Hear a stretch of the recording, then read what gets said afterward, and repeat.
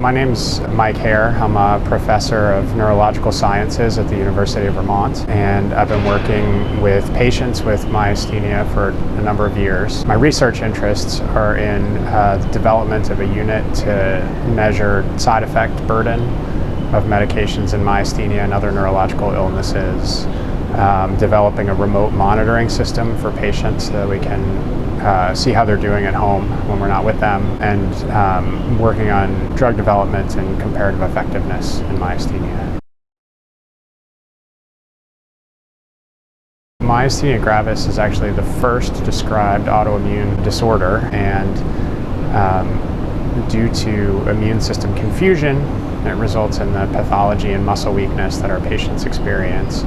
And one of the best ways to treat that is to try and modulate the immune system so that the body has a chance to heal and strength can improve for our patients. So, 2024 is an exciting time with regard to treatment development for myasthenia. Since 2017, we've had 5 new therapies approved for the treatment of our patients across 2 major classes of therapy. Some of those treatments are IVs, some of them are subcutaneously administered, and the 2 big classes are FcRn inhibitors, which cause a reduction in overall antibody circulation, and complement inhibition, which impacts the complement system, which is one of the major pathways of muscle damage in myasthenia. And these medicines have been effective for patients in clinical trials and in clinical practice. One of the main uses for them has been to treat patients who are not responding to more traditional immunotherapies that we've used in the past.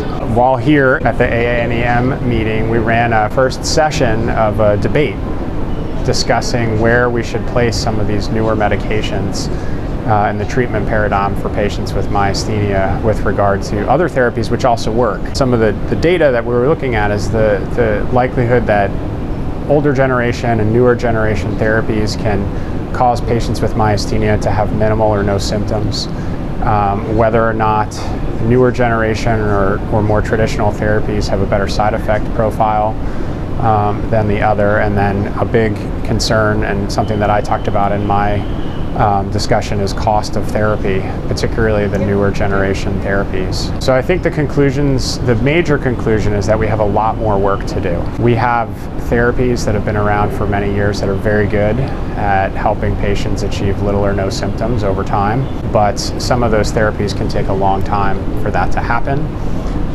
The newer therapies may be better at achieving that better clinical status, and these other therapies may be better at maintaining that good clinical status. And really what we need to do is start thinking about how to compare these different treatments head to head, thinking about efficacy, but also thinking about treatment burden, and whether or not newer medicines or older medicines are better with regard to treatment burden. So things like side effects, or how hard it is to get your therapy. Do you have to drive to an infusion center? Do you have to sit in an infusion chair?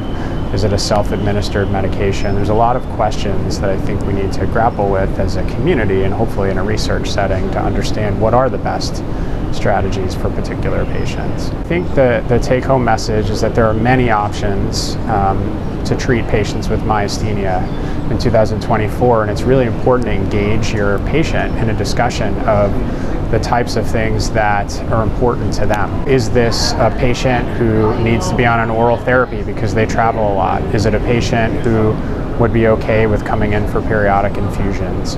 Is it a patient who's failed therapy in the past and needs a newer medicine because they're just not doing well? And then all with a hat, thinking about distributive justice. As physicians, we need to consider the cost, and our healthcare system over time may not be able to sustain those costs, so we may not be able to use them for every patient. We might want to be more selective.